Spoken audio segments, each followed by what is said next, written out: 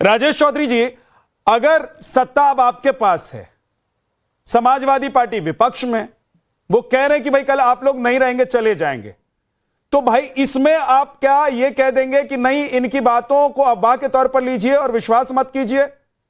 जातीय कार्ड तो आपके नेता भी खेल रहे हैं, आप लोग कौन सा पीछे रह रहे हैं? देखिए विद्यानाथ जी, जो हमारे माननीय मुख्यमंत्री जी ने बयान दिया उसके आपको अंदर जाना पड़ेगा। वो कह रहे हैं कि ये अखिलेश यादव जी अफवाह फैलाने का काम कर रहे हैं, ये बिल्कुल सत्य बात है। अब 2022 का इतिहास निकालेंगे तो 2022 में जहां जहां समाजवादी पार्टी को सफलता मिली उसका केवल एकमात्र कारण आरएलडी उनके साथ होना है, दूसरा कोई कारण नहीं था। आरएलडी जब उनके साथ आ गई तो एक अच्छा नंबर्स उनको पश्चिमी उत्तर प्रदेश से मिल गया। अब इनकी जमीन खिसक गई है, वोट बैंक आरएलडी का इनके पास बचा नहीं है।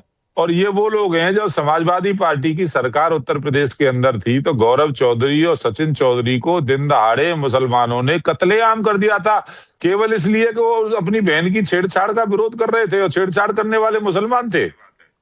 और उसके बाद जब उन अपराधियों को उस समय मेरे जिले मथुरा के जिलाधिकारी थे वहां सुरेंद्र सिंह जी, उन्होंने गिरफ्तार कर लिया तो अखिलेश यादव के चाचा जान आजम खान जी ने रात में थाने से छुड़ा दिया और छुड़ाने से पहले डीएम और एसएसपी को दोनों को उस जिले से हटा दिया। रात में 12 बजे आदेश आया और 12:15 पे उनको छोड़ना पड़ा वो जिला।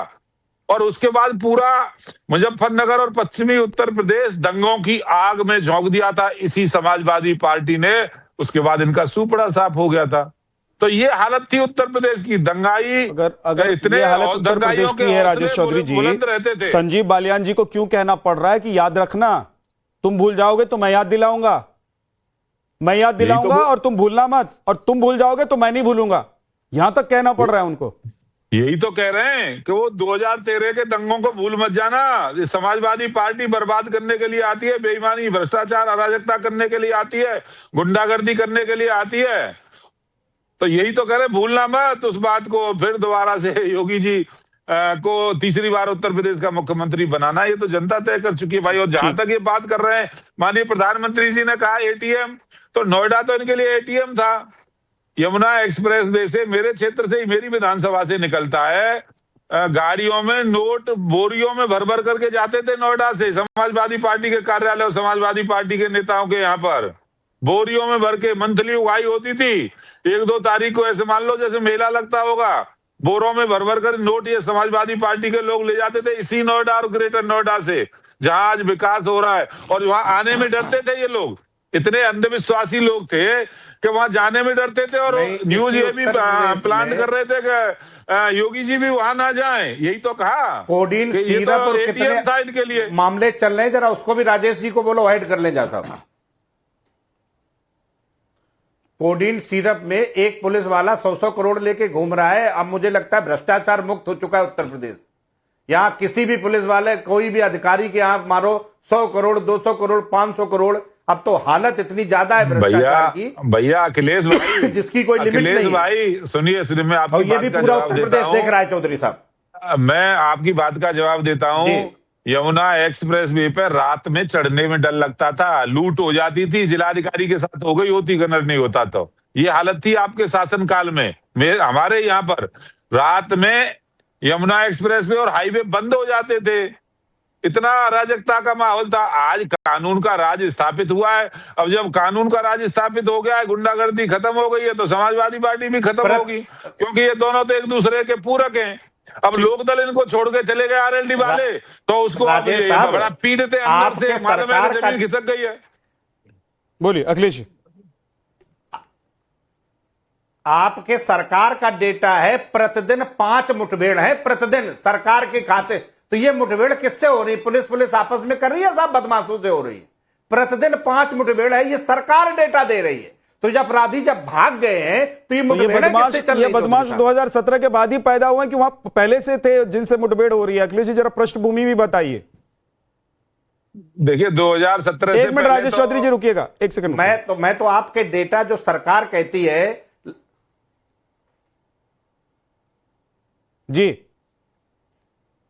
जहां साहब कुछ कह रहे हैं। मैं पूछ रहा हूं कि ये जो मुठभेड़ मैं पुलिस सिर्फ की ये हो कह रही रहा हूं, राजेश है, भाई, ये आम लोगों के साथ हो रही है, आपकी बदमाशों के साथ हो रही है, और ये जो बदमाशों के साथ अगर मुठभेड़ हो रही है तो ये 17 में पैदा हुए और 2026 में भी मुठभेड़ कर रहे हैं, क्या कर रहे हैं?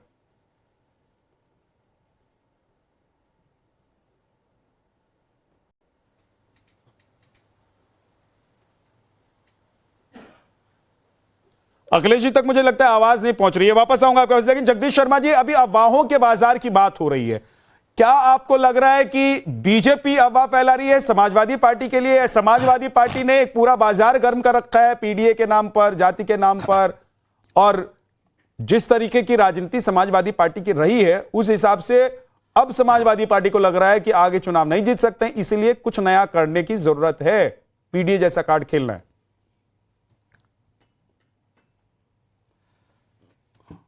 विद्यानाथ भाई, भारतीय जनता पार्टी की हालत इस तरह की होगी। कहावत है कि जहां दिखा तवा परात वहीं बिताई सारी रात।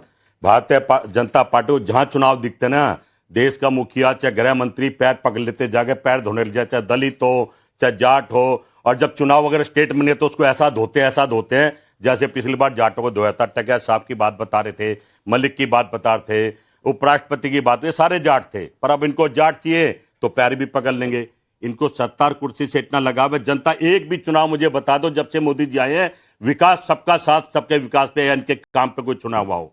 हर बार ये देखना पड़ता है चुनाव होता है तो आप लोग पैर खींचते हैं कि पैर धोते हैं? आप लोग भी तो वही करते होंगे जगदीश जी। ये भिड़वा देते हैं ना। हम तो मोदी की पोल खोलते हैं कि भाई कहां गई महंगाई, कहां गया डीजल पेट्रोल, कहां गई शिक्षा, कहां गए अच्छे मोदी दिन, के कहां गया पोल खोलने के नाम पर तो अभी तक आप लोग चुनाव नहीं जीत पाए। 2014 से 2026 हवा हो गया है। हवा देखिए, चुनाव भाई, चुनाव तो हम ही नहीं, चुनाव इनका सहयोग भी नहीं जीत पाएगा। मैं तो बार बार कहता हूं, हम नाराज हो जाते हैं कि सिस्टम हाईजैक कर लिया है, कोई चुनाव नहीं जीत सकता। बिहार में देखना क्या हाल कर दिया इनके नीतीश जी का, महाराष्ट्र में देख लीजिए क्या कहां गया शिंदे साहब, इनके सहयोगी भी। हमारी तो बात ही दूसरी है। जब तक ये सिस्टम है कोई चुनाव नहीं जीतता। चुनाव वो जीतेगा जिसको अमित शाह चाहेगा, मोदी जी चाहेंगे, चुनाव आयोग चाहेगा। बाकी शोर मचाते और रिजल्ट अखिलेश भी देख लेंगे। आपके सहयोगी अखिलेश यादव इस बार उत्तर प्रदेश में 2027 में आप लोगों को साइकिल पर बिठाएंगे कि नहीं बिठाएंगे? आसाम बिहार, अरे भाई वो तो जनता के लिए लड़ रहे हैं। राहुल गांधी और अखिलेश यादव जनता की लड़ाई लड़ रहे हैं और जनता समझ भी रही है, पर लाचार है, मजबूर है। ईडी सीबीआई सिस्टम, इनकी तो 1 मिनट में कार्रवाई होती। जितने भी भ्रष्टाचारी थे आज सब इनकी पार्टी में, जो कांग्रेस पार्टी के थे, जो सपा के थे, जो भारत के थे, सब इनकी पार्टी में बैठे एकदम पाक साफ हो गए। मुख्यमंत्री उत्तर प्रदेश 40-50 केस थे, पता नहीं कैसे कैसे केस थे, तड़ीपार जैसे केस थे। गृह मंत्री पर तड़ीपार केस थे, सब साफ हो गए हैं। तो भाई इनसे कौन लड़ेगा? नंग से तो भगवान भी डरते हैं। और मैं समझता हूं अब चुनाव और संविधान लोकतंत्र की बात करना ही एक अभिशाप और एक पाप लगता है, क्योंकि देश में इस तरह के लोग आए जिनको ये पसंद ही नहीं करते हैं। ये तो भगवा लहराना चाहते हैं, ये तो हिंदू मुसलमान करवाना चाहते हैं, ये भाई से भाई को मरवाना चाहते हैं और सब कुछ आप क्या करवाना चाहते हैं? कांग्रेस पार्टी क्या करवाना चाहती है उत्तर प्रदेश में? वो भी उसकी कांग्रेस पार्टी, देखिए उधर तो पीडीए चल रहा है और इधर नेता तो जनता, इधर सनातन और हिंदू का पूरा झंडा बुलंद करके लोग चल रहे हैं। योगी आदित्यनाथ जब खड़े होते हैं की पोल खोल रहे हैं चुनाव, तो अपने आप ही ऐसा लगता है कि हिंदुत्व का झंडा बुलंद हो गया, ये लोग मानकर चल रहे हैं। की बात करें, रोजगार की बात करें, स्कूल बंद हो गए, शिक्षा बंद हो गई, टीचर नहीं रहे, तनख्वाह नहीं रही, ऊपर मुंह करके थूकते हैं, मुंह पे गिर रहा है इनके। तो मेरा नेता पोल खोल रहा है इनकी, जहां जाकर बोल रहा है। पूरा देश आज उनके साथ खड़ा, पूरे नेता खड़े हैं। कहां खड़े? लाचार मजबूर है। कौन खड़ा है? समय का इंतजार कर, कौन कौन से स्टेट में खड़े हैं? कहता है कि समय का इंतजार करना पड़ेगा। कौन कौन से स्टेट में खड़े हैं जगदीश जी, जरा बताइए। अरे भाई जनता के बीच में खड़े, भारत के लोगों के दिल में, भारत के लोगों के दिल में खड़े हैं। तो सपने में आते हैं कि लिखिए अपने पे, सपने में आते हैं कि वोट देकर जाते हैं। अच्छा है या मोदी जी? अभी परिणाम जगदीश भाई, अपने पे जो देश के लोग हैं वो सपने में ही आते हैं कि वोट देकर भी जाते हैं। लोग बता देंगे आपको कैसी कैसी गंदियां गालियां दे रहे हैं देश के प्रधानमंत्री को।